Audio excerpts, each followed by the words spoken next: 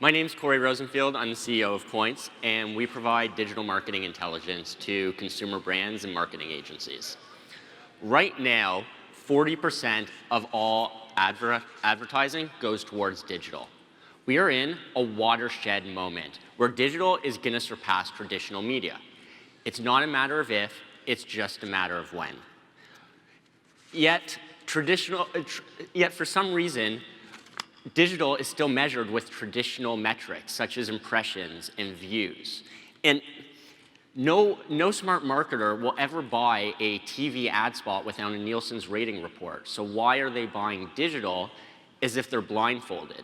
And no analytics company has really risen to the front of the pack. Well, speaking of analytics companies, there are lots of them. So let me tell you a little bit why Qoints is different. So we're first to use a collaborative data sharing model in the digital marketing space. It's a show me yours, I'll show you mine model that's been proven successful in a number of other industries, but for some reason it hasn't been brought to digital marketing yet. The consolidation of metrics is what makes us special. It's what turns digital marketing analytics into digital marketing intelligence. For Qoints customers, the product not only helps them turn mediocre campaigns into great ones, but more importantly, they're able to miss that bomb, the misstep that would cost them millions of dollars and potentially not get any return from it in the end. Or even worse, as a number of you might remember, new Coke in the 80s that'll set a brand back for years. And if you don't know about Coke in the 80s, well, you'll likely learn about it in your university marketing class. So why believe this rant?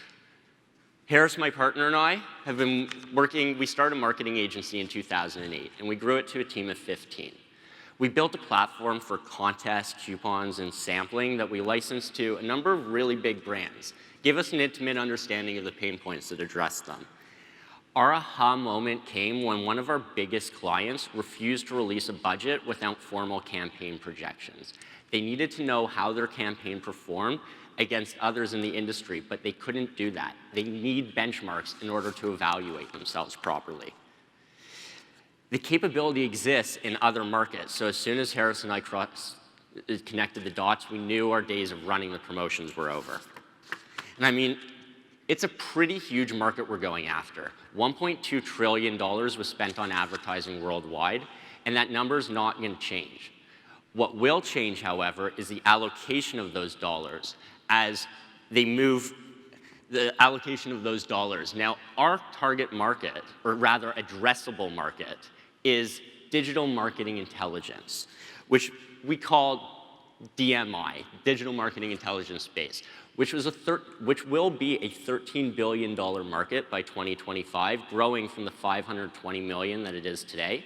That's based on 40% of advertising being digital right now, growing to 80% by 2020 and 100% by 2025, meaning all advertising will be interactive and trackable. Now, we see ourselves as a small but essential piece of the digital marketing landscape. Think of the middle of an hourglass that every piece of sand has to touch as it passes through. We work best with brands that spend $500,000 a year or more on their digital marketing, and there's 360,000 of them in the US alone. But we target consumer packaged good, automotive, and retail brands because there's only about 10,000 of them, but combined, they made up for 43% of that $1.2 trillion. Now, we've got a pretty unique advantage of being first to market with a first mover advantage in the space. We see these guys as indirect competitors and potential future threats. But marketers in the space are very unlikely to share any information with them, as they've built a reputation for holding them around the neck for the past 20 years. And Google, Marketo, along with other promotion automation tools, they don't have the rights in their terms of service to use the information they collect to benefit others on their platform. It's actually the reason we stopped running our agency. And the opportunity to serve as that neutral layer above other promotion automation and digital analytics tools is becoming really prevalent as we have discussions with these guys. The quality of what we're doing is attracting a lot of big name and powerful people. You'll recognize a lot of the brands behind me, possibly not Rogers Telecom, giant in Canada, or Ogilvy and Havas, who are two of the biggest ad agencies in the world. The booked value of this pipeline is approximately $4.5 million, and that's all through our own connections as well as content marketing. And our 45,000 highly engaged Twitter followers don't hurt that content marketing strategy as well. We actually don't have the bandwidth right now to support onboarding all of our clients. That's our biggest bottleneck today. And immediately, we plan to bring on an onboarding specialist, as well as continue to refine our sales process further. And we're focusing the majority of our energy right now on onboarding Starbucks and Ogilvy, as those are two of the major opportunities we've got. We want to really nail those case studies as we scale the team around us to support the rest of the demand that we've got. Harris and I have been working together for the better part of a decade now. We joined an accelerator in 2013 when our service business was really stagnating and we wanted to have more of a product focus. Harris' focus is on HR and operations for Qoints, where I've got more of a sales and product focus. Jonathan manages our data modeling and leads the research team. And we've got a number of gray hairs who have all done it before, spanning a strategic range of industries, not to mention invaluable connections. Harris and I working together for a number of years, as much as we've recognized our strengths, we also know our weaknesses. And we're really excited to embrace such a powerful group of advisors that fill those gaps for us perfectly. A couple screenshots of our tool. We actually score really high marks for usability of the platform. Anyone that's used a B2B platform before knows how ugly and cumbersome they can be. And early client testing has actually shown that people love using the tool and want to come back. You don't need to be a data scientist or a web developer to extrude a lot of value out of the data you're analyzing. And it's really useful for planning campaigns and budget proposals. The most eye-opening value that comes from seeing your campaign in real time, how that budget is moving, and being able to call an audible while your campaign is still in market. A report that a brand or account manager generates shows their superiors how that campaign or a series of campaigns is really moving the needle, and they can see a return on investment from our tool immediately. Today, customers buy based on the value proposition of centralizing all their information in one place, but they're opting into our benchmarks for the bigger picture. And over time, that improves the value of our data set and increases the defensibility of our IP, as the rest of the industry follows in after. We need $1 million to cement this position as first mover in the market and keep what would be other competitors in their own playground. Why is getting that $1 million so important? This is a land grab right now, and it's an open green field. Yet, very soon, there's going to be a lot of attention coming to the space. And once digital represents the majority of traditional media, Qoints has to be the center of that hourglass. With $1 million, we can make that happen and solidify our position now. Look at Comscore and Nielsen. There's no second place in those markets, only first and last. $1 million significantly expedites our growth and product development. We're able to split up sales and marketing roles right away, opposed to what was planned for 2017.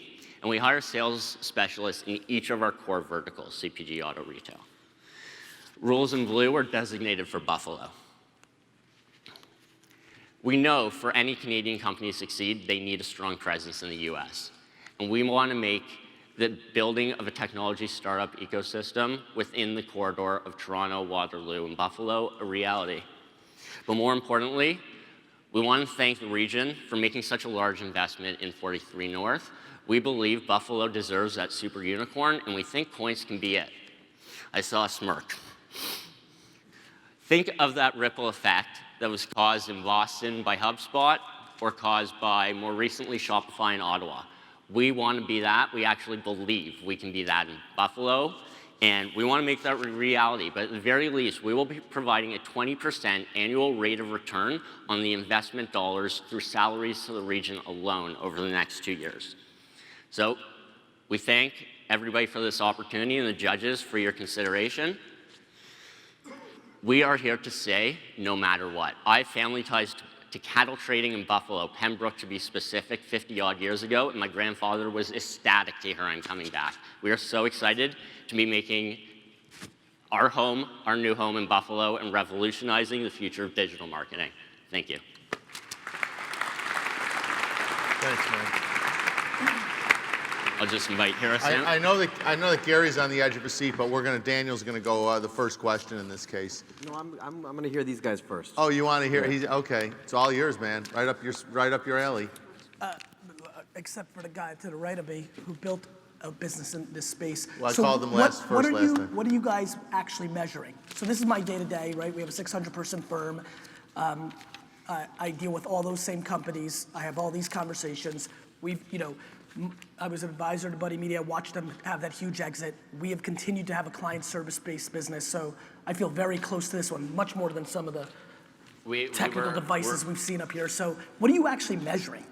So we're excited to have the two of you here because we knew you'd get the space. I'll give you an example of the Starbucks opportunity. So right now they run campaigns at corporate stores versus Walmart, and then Walmart.com versus mobile only, and then by state and province. And all those campaigns are slightly different when they're running 40% off or $1 off coupons for their K-Cup sales. Okay. So they're putting in attribute information. So how much was spent on certain channels to drive a specific tactic.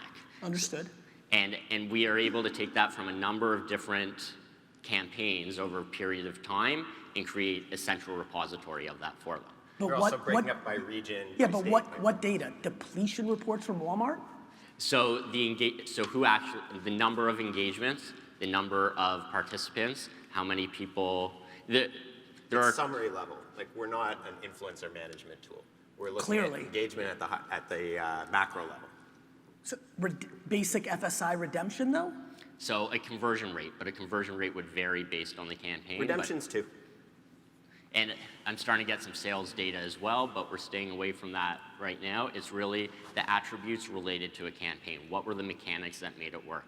So was it a 40% off coupon or was it a $1 off coupon? Tactical and media spending as well. Yep, I'll follow up with some stuff. Mike? I'm confused. There's Qoints, which was a collaborative tool. So you started it by saying we're the first ever to do collaborative tool. Qoints, if you contribute your data, you get the other data.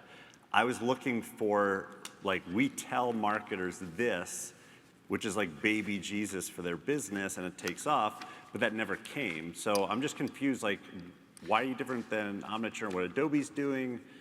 Why are you different than Qoints? Why do you exist? So we're not as a company versus those other guys, which I don't think you got to, which is what Gary's asking. If you're a brand, here's why you have to work with us. Here's why you're 10 times better. Because you don't have any collaborative data, right? You don't have any benchmarks. You don't have any clients. We had a unique advantage because we're coming out of the agency. We had a number of campaigns that we had executed before, and we could start trading that.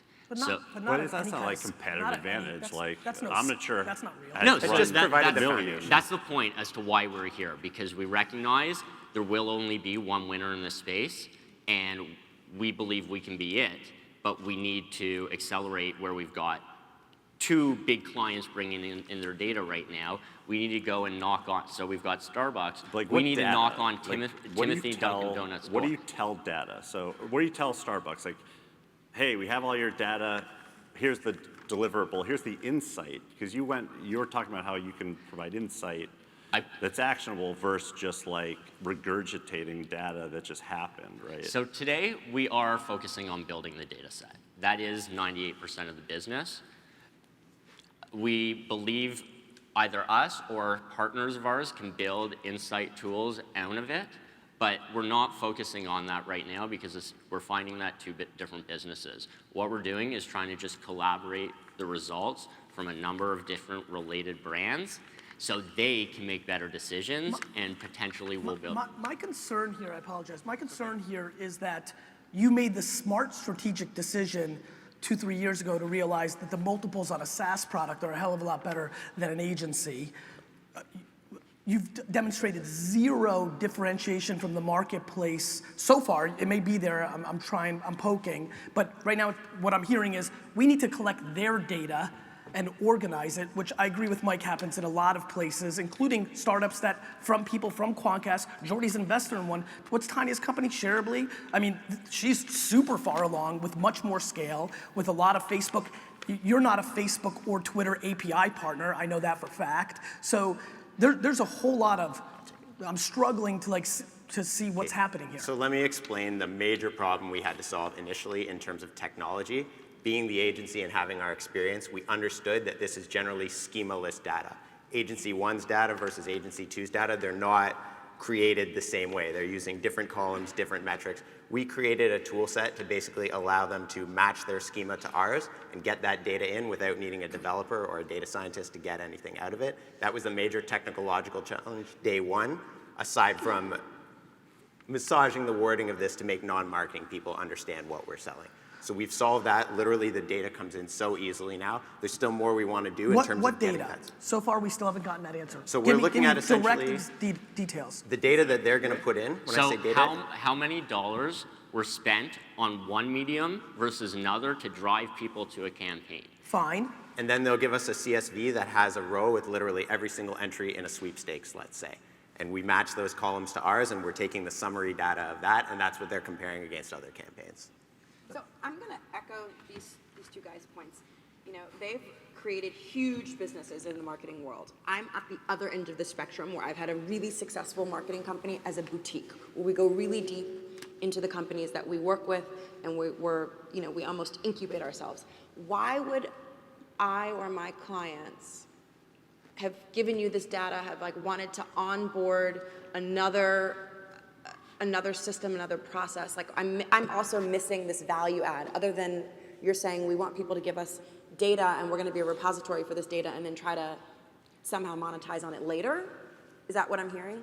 Thanks for the question. I'll just clarify.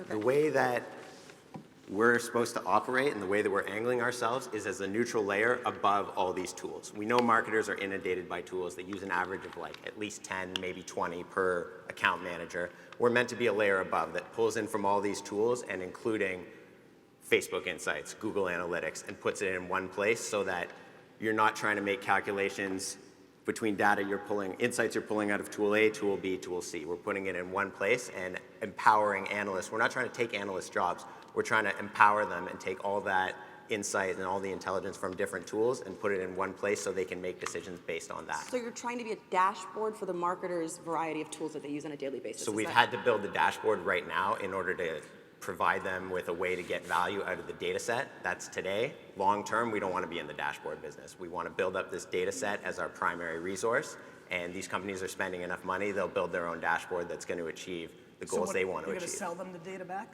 Correct. Access to the data set. They're putting their own data in, it gets anonymized, and then we're selling them back how they're doing. Today we sell a SaaS platform and you're paying for access to the tool set to organize your information.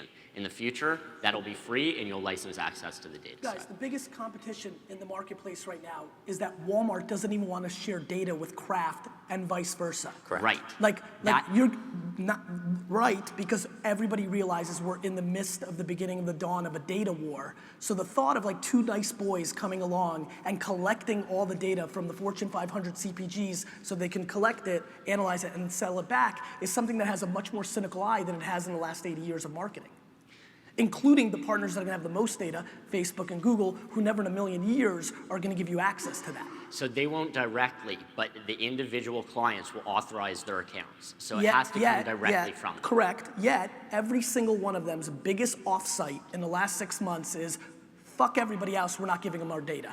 But there's a limit to how far they can succeed. Just like Nielsen exists. Or they can stop worrying about actual data and reports and start looking at actual sales in controlled environments in a fragmented world that goes to more e-com business, isolated tests, and actually care about sales versus reports. So lift is a huge factor, and that has to be factored into our data set over time, and making friends with Shopify as we are, and as that real time sales information becomes available, that only increases our value proposition. But Shopify and PayPal are the ones we're talking to right now in terms of starting to bring in the sales data. But even though that's a Shopify doesn't longer-term play in the vision. space that you said you're going to address to, That's right? for bringing in the sales data. But let me just Please. address for 1 second Kraft not wanting to share with Walmart. Yes. We have to be neutral and independent, it has unlike to be that Nielsen or these anyone two else. nice guys. So does Saving Star, which is an investment Mike made that's crushing, that's having a major friction right now because neither one wants to funnel in, because this is something that has become much more top of mind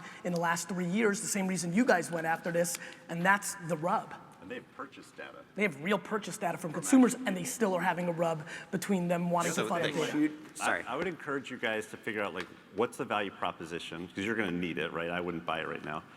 And the issue with ad tech right now is it's getting crushed from a market perspective because there are not a lot of buyers. You got to thread the needle. You don't have the huge buyers in the marketplace.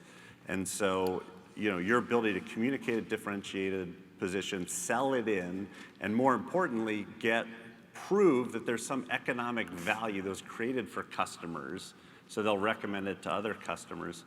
And there's a lot of uncertainty which you have to figure out. And I'm going to stop. Can we just respond? I'm scared No, of Jordy, no. so Yeah. Guys, welcome to Buffalo's version of Shark Tank.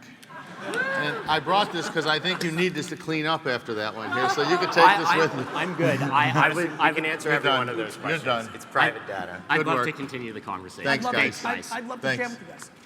Thank you, Jordy. Thanks. Thanks a lot.